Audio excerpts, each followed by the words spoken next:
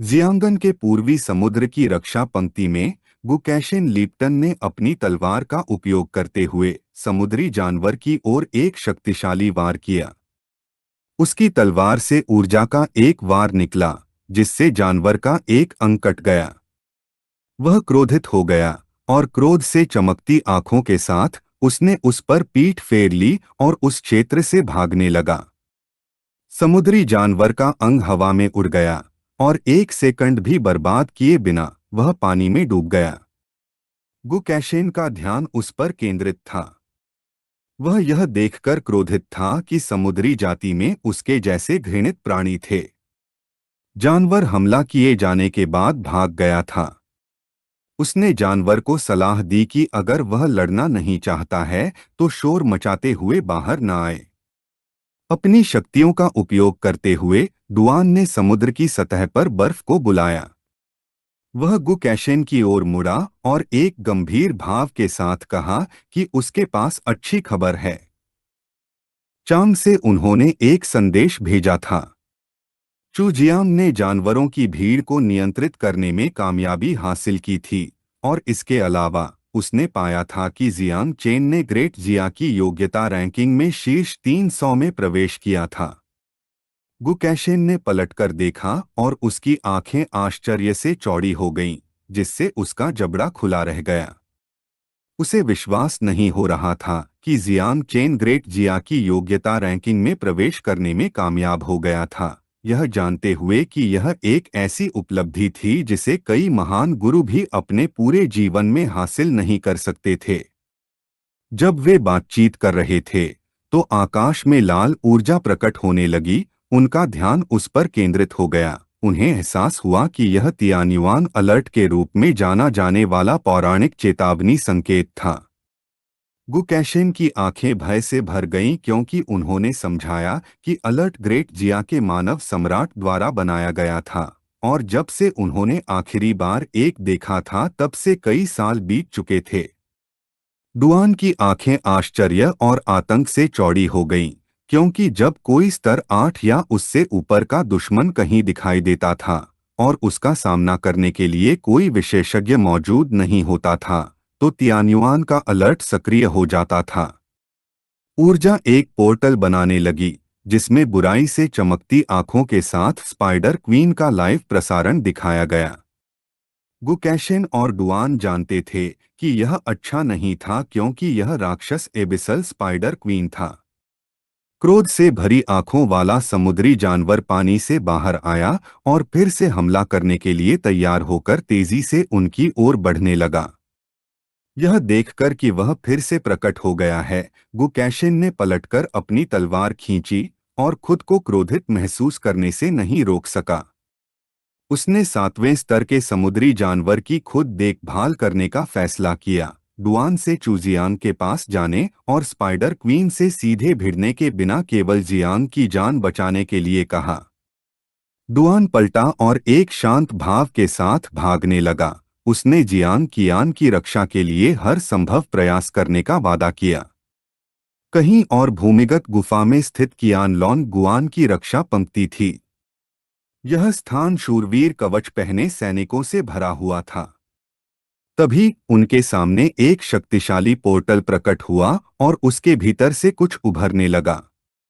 यह देखते ही युद्ध के देवता ने आदेश दिया, अगर रसातल की 10,000 जातियों ने एक कदम आगे बढ़ने की हिम्मत की तो उन्हें निर्दयतापूर्वक मार दिया जाएगा। सैनिकों ने पोर्टल को देखना शुरू कर दिया और चिल्लाने लगे कि ग्रेट जी शक्तिशाली है। जियांग जुआनजी ने अपना भाला निकाला और जब उसकी आंखें क्रोध से चमक रही थीं, तो उसके शरीर से एक शक्तिशाली ऊर्जा निकलने लगी।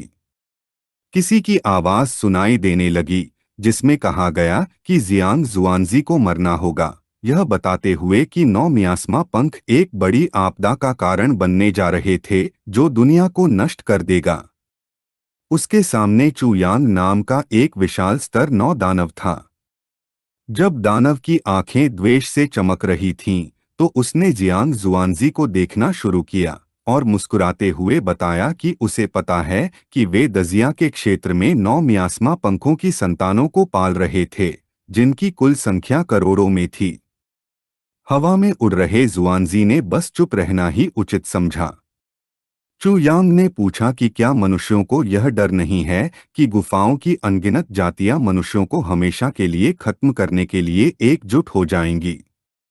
जियांग जुआनजी की आंखें क्रोध से चमकने लगीं। उसने चू यांग को घूरना शुरू कर दिया और सवाल किया कि क्या 10,000 रसातल जातियों के बीच की दुश्मनी दूर हो गई है। वह जानता था कि वे कुछ मिलियन कीड़ों के दिखने की वजह से अपनी शत्रुता नहीं छोड़ेंगे। उसे पूरा भरोसा था कि वे बस एक छोटी सी गड़बड़ी पैदा करने के लिए एकजुट हो सकते हैं। जियांग जुआनजी का शरीर विशालकाय हो गया। उग्र दृष्टि से उसने चू यांग के कंधे पर हाथ रखा, भाला उठाया और कहा कि दानव जाति को मानवीय मामलों में हस्तक्षेप करने का कोई अधिकार नहीं है, चू यांग को याद दिलाते हुए कि पिछली बार उसने उसे अपनी कुल्हाड़ी से टुकड़ों में काट दिया था, और पूछा कि क्या उसने अपना सबक नहीं सीखा है। चू यांग ने चुपचाप जियांग जुआनजी को देखना शुरू कर दिया। उसे समझ में नहीं आ रहा था कि क्या कहे। जुआनजी के हमला करने से ठीक पहले उसके पीछे लाल ऊर्जा प्रकट हुई। उसका ध्यान उस पर केंद्रित था और उसकी आंखें आश्चर्य से चौड़ी हो गईं। उसे एहसास हुआ कि यह असली चेतावनी थी। चू यांग ने अपना भाला निकाला और एक दुष्ट मुस्कान के साथ जुआनजी पर हमला किया, जिससे पता चला कि 9 मियास्मा पंख उनकी तुलना में कुछ भी नहीं थे। उन्होंने कसम खाई कि आज वे इसे दाजिया के प्रतिभाशाली लोगों के साथ पूरी तरह से नष्ट कर देंगे। सौभाग्य से जुआनजी ने समय रहते प्रतिक्रिया की और हमले को चकमा दिया। फिर उसने अपने भाले को कसकर पकड़ लिया और हमला कर दिया। चू यांग ने हमले को रोक दिया। दोनों लड़ने लगे और जुआनजी ने ब्लू ड्रैगन कैंप के कमांडर शेन तुफेई को चूजियांग में सहायता प्रदान करने के लिए जाने का आदेश दिया।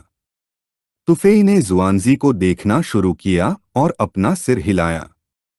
चू यांग की आंखें आत्मविश्वास से चमकने लगीं और एक मुस्कान के साथ उसने यह स्पष्ट कर दिया कि लाशों को इकट्ठा करने के लिए सहायता समय पर नहीं पहुंचेगी।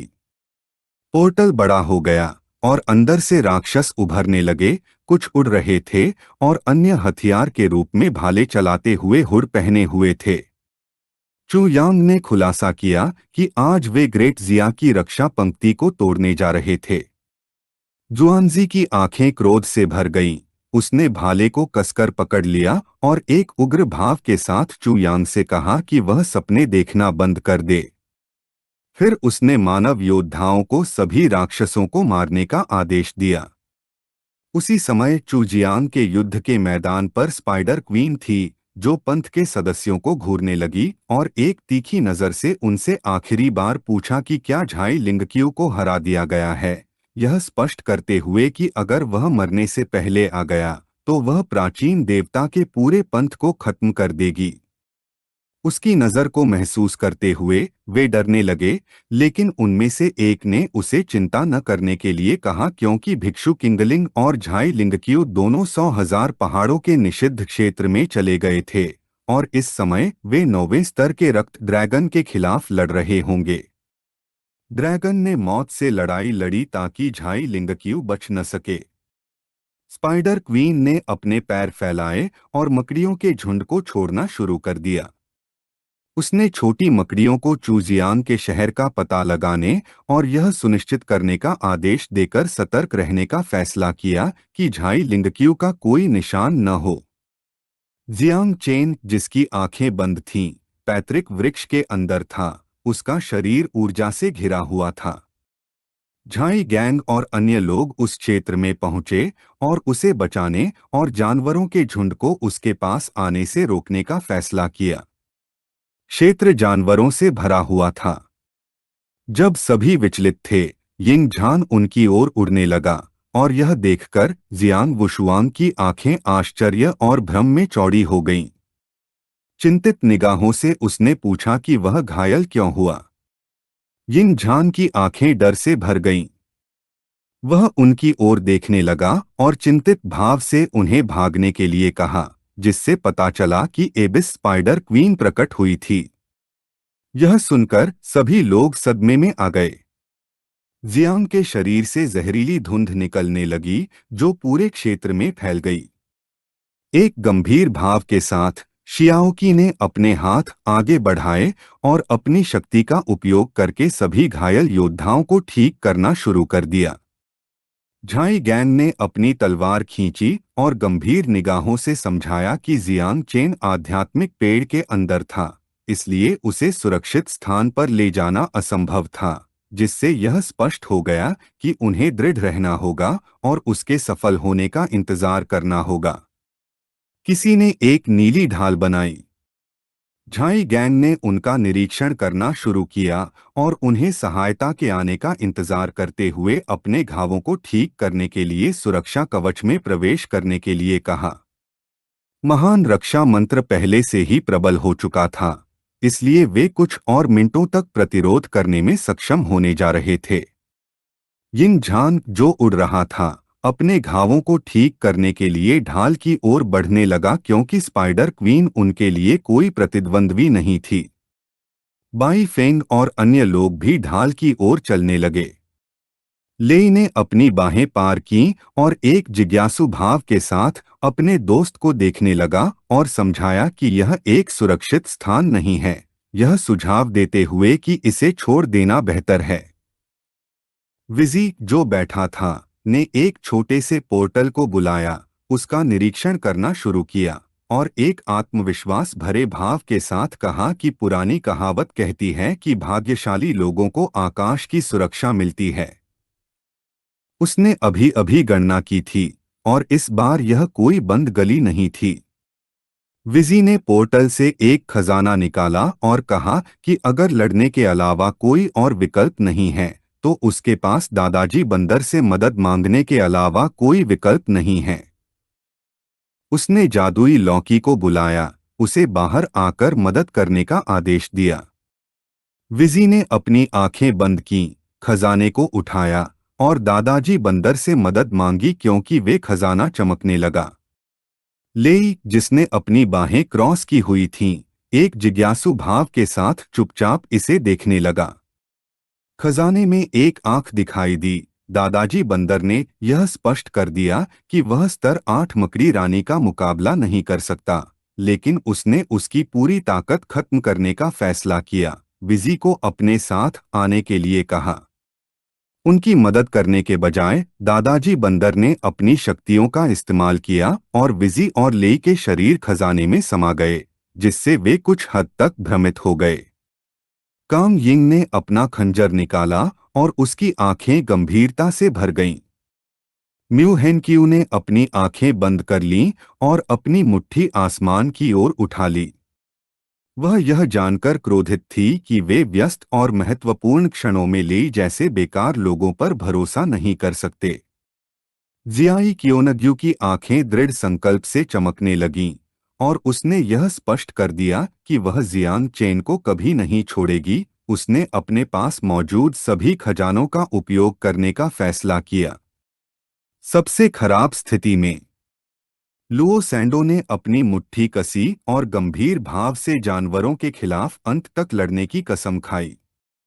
जियांग वुशुआंग का ध्यान उन पर केंद्रित था और उसकी आंखें आश्चर्य से चौड़ी हो गईं। उसने एक आह भरी और डर के बावजूद वह लड़कियों को अकेला नहीं छोड़ सकता था, क्योंकि अगर वह भाग गया तो वह अजय दिल होने का दावा नहीं कर पाएगा। जियाई गेंग ने अपनी मुट्ठी कसी, जियांग की ओर मुड़ा और एक ईमानदार भाव के साथ उसे जल्दी से जागने के लिए कहा। वे मृत्यु से नहीं डरते थे और उन्हें केवल एक चीज का डर था कि वे उसकी रक्षा नहीं कर पाएंगे। जियांग मूल स्थान के अंदर था। खोई हुई निगाहों के साथ वह चुपचाप सोचने लगा। उसे उम्मीद नहीं थी कि नौकरी बदलने के लिए मिशन छूट कार्ड का उपयोग करने के बाद उसकी चेतना सीधे मूल स्थान में खींची जाएगी। उसके चारों ओर खंडहर तैरने लगे। जियांग अपनी मदहोशी से बाहर आया और हैरान भाव से उन्हें देखने लगा। वह जानता था कि अगर उसने अभी क्लास चेंज रद्द कर दिया तो उसे तीसरी क्लास चेंज मिशन फिर से करना होगा। लेकिन अब जब बाहर कीड़े मकोड़ों से भर गया था तो उसे ज्यादा परेशानी नहीं होने वाली थी, क्योंकि आखिरकार उनका औसत स्तर 30 था। उसने देखा कि क्लास रूम उन्नत संस्करण क्लास थे। उसके सामने एक सिस्टम विंडो दिखाई दी। उसने थंडर डोमिनेटर नामक तीसरी क्लास चेंज मिशन को पूरा करने के लिए क्लास चेंज मिशन छूट कार्ड का इस्तेमाल किया था। तीसरी क्लास का मूल्यांकन पूरा हो चुका था और अब थंडर सिस्टम रून का चयन शुरू होने वाला था। जियांग ने रून का निरीक्षण करना शुरू किया। उसे एहसास हुआ कि उनमें से हजारों पहले ही विलुप्त हो चुके थे और जो बचे हुए थे वे थंडर सिस्टम से संबंधित होने चाहिए, और सभी का स्तर थंडर लॉर्ड क्लास से ज्यादा था। जियांग ने अपना हाथ बढ़ाया और मुस्कुराने लगा। सिस्टम ने चयन पूरा किया, जिससे पता चला कि अब केवल 9 रून बचे हैं। रून हमारे लड़के के सिर में प्रवेश कर गया और उसका अनोखा rank profession Lord of thunder God rank God of thunder में आगे बढ़ गया। फिर हमारे लड़के के सामने एक स्टेटस विंडो दिखाई दी। उसने नई क्षमताएं प्राप्त की थीं।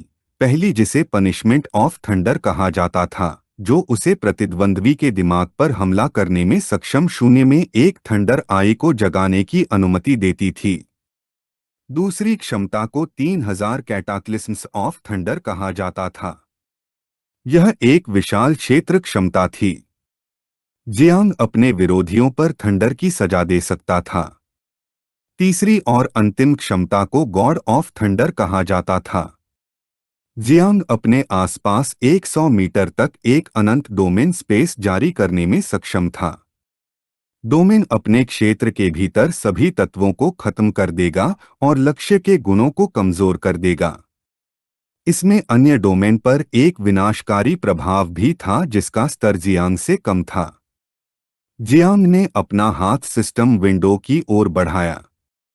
उसे यह देखकर कुछ आश्चर्य हुआ कि वे सभी शक्तिशाली क्षमताएं थीं। इसके अलावा उसे याद आया कि छठी कक्षा में परिवर्तन करने के बाद बहुत से जागृत लोगों ने अपना खुद का डोमेन प्राप्त किया था। उसने सिस्टम विंडो को छुआ, बिना यह जाने कि वह अपने डोमेन की तुलना अपने गुरु और अपनी बड़ी बहन के डोमेन से कैसे करेगा। किसी चीज ने हमारे लड़के का ध्यान खींचा, और जब वह पलटा तो उसने देखा कि कक्षा के रून फिर से चमकने लगे थे।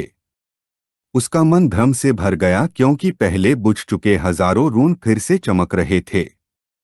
उसके सामने पैतृक वृक्ष प्रकट हुआ। जियांग ने चुपचाप उसका निरीक्षण करना शुरू कर दिया। उसने मास्टर ऑफ डिवाइन क्रिएशन के तीसरे क्लास चेंज मिशन को पूरा करने के लिए क्लास चेंज के लिए मिशन छूट कार्ड का उपयोग किया था। सिस्टम ने उसकी कक्षा से संबंधित रून का चयन करना शुरू कर दिया और उसका दिव्य रैंक पेशा master of divine creation Divya rank पर हर चीज की शुरुआत कहलाने वाला पेशा बन गया। उसने फिर से नई क्षमताएं प्राप्त की। पहली, जिसे सुप्रीम पाथ कहा गया। इस तकनीक को सीखने के बाद सरलीकृत मोड को सक्रिय करने की संभावना थी। उपयोग किए जाने पर उसकी सभी क्षमताओं के स्तर ऊपर उठने की एक निश्चित संभावना होगी। दूसरी क्षमता को इवोल्यूशन टू कॉम्प्लेक्सिटी कहा जाता था, जो सभी चीजों के विकास का एक बेहतर संस्करण था। जियांग में सभी जीवित प्राणियों के विकास और प्रजनन को तेज करने, उत्पादन मात्रा की सीमा को तोड़ने, लक्ष्य जीवित प्राणी के लिए समय और मात्रा दोनों में परिवर्तन करने, 50 से 200 बार बेतरतीब ढंग से गति करने और 2 से 10 बार बेतरतीब ढंग से मात्रा बढ़ाने में सक्षम होने की क्षमता थी। जियांग ने अपनी मुट्ठी बंद की, जिससे विद्युत ऊर्जा निकली, फिर अपना हाथ बढ़ाया, जिससे उसकी हथेली में एक जड़ दिखाई दी। थंडर गॉड क्लास की तुलना में उसका मुख्य वर्ग और भी अधिक अविश्वसनीय था। सुप्रीम पाथ क्षमता का उपयोग करके वह यिंग झान की तरह सभी जातियों की तकनीकों को सीखने में सक्षम होगा, और इवोल्यूशन टू कॉम्प्लेक्सिटी क्षमता के साथ वह कीटों के प्रजनन को तेज करने में सक्षम होगा। उसके लिए यह धोखा देने जैसा था, यह जानते हुए कि अगले प्रजनन चक्र में छोटा 9-10 बिलियन कीटों को जन्म देगा और यदि संभावना बढ़ जाती है तो वे 100 बिलियन से अधिक हो सकते हैं। उस समय पल भर में एक नई कीट मां प्रकट हुई। उसने अपना हाथ अपनी छाती पर रखा और खुद को आकर्षक ढंग से जाओ चान के रूप में पेश किया। यह देखकर जियांग सदमे में था क्योंकि उसने अभी तक सभी चीजों की वृद्धि की क्षमता या जीवन रैंक जंप का उपयोग नहीं किया था, बिना यह जाने कि वह पहले से ही मानव रूप में कैसे बदल गई थी। बाहर स्पाइडर क्वीन ने बड़ी संख्या में मकड़ियों को छोड़ना शुरू कर दिया। वह और छोटी नौ एक ही स्तर पर थीं, इसलिए उनकी संख्या जियांग के कीड़ों से अधिक थी। झाई गैन ने उल्लेख किया कि वे जियांग की रक्षा के लिए कीड़ों पर भरोसा कर सकते हैं। इस प्रकार उन्होंने सभी को मृत्यु तक युद्ध के लिए तैयार रहने का आदेश दिया क्योंकि स्पाइडर क्वीन को रोकना उनकी सर्वोच्च प्राथमिकता थी। जियांग वूक्सियांग ने युद्ध के देवता के शरीर का उपयोग किया, जिससे उनकी विशाल 10 सशस्त्र आत्मा प्रकट हुई। झाई जुनियो ने हवा में एक तीर चलाया और फायर फीनिक्स को बुलाया। झाई गैंग ने अपनी तलवार खींची और सभी ने मकड़ियों के खिलाफ लड़ाई शुरू कर दी। नन्ही नन्ही नौ नौ मियास्मा पंखों में बदल गई और एक तीखी निगाह से स्पाइडर क्वीन की ओर बढ़ने लगी। लुओ सैंडो ने अपने हाथ बढ़ाए और दृढ़ निश्चयी भाव से अपनी शक्तियों का इस्तेमाल किया और जियांग के चारों ओर कई अवरोधों को बुलाया। उसकी आंखें क्रोध से चमकने लगीं, जिससे यह स्पष्ट हो गया कि अगर वे पास आए तो वे दिव्य हथियार को विस्फोट कर देंगे। स्पाइडर क्वीन ने छलांग लगाई और एक शॉकवेव के साथ हमला किया। एक जानलेवा नजर से उसने प्रकट किया कि वे उसके लिए कोई मुकाबला नहीं थे। हमला इतना शक्तिशाली था कि झाई गैंग और अन्य लोगों के शरीर पीछे की ओर उड़ गए। कोई भी विरोध करने में सक्षम नहीं था। लुओ सैंडो ने अपना मुंह खोला और खून थूकना शुरू कर दिया। जियांग के कंधे पर बैठी नन्ही नन्ही की आंखें आंसू और भय से भर गईं। वह रोने लगी, उसे जल्दी से उठने के लिए कह रही थी क्योंकि स्पाइडर क्वीन ने पहले ही कई कीड़ों को मार दिया था। जियांग ने अपनी आंखें खोलीं और उसका ध्यान स्पाइडर क्वीन पर केंद्रित हो गया। मुस्कुराते हुए उसने छोटी नाइन से कहा कि वह डरे नहीं क्योंकि उसके पिता पहले से ही जाग चुके हैं। यह वीडियो का अंत है।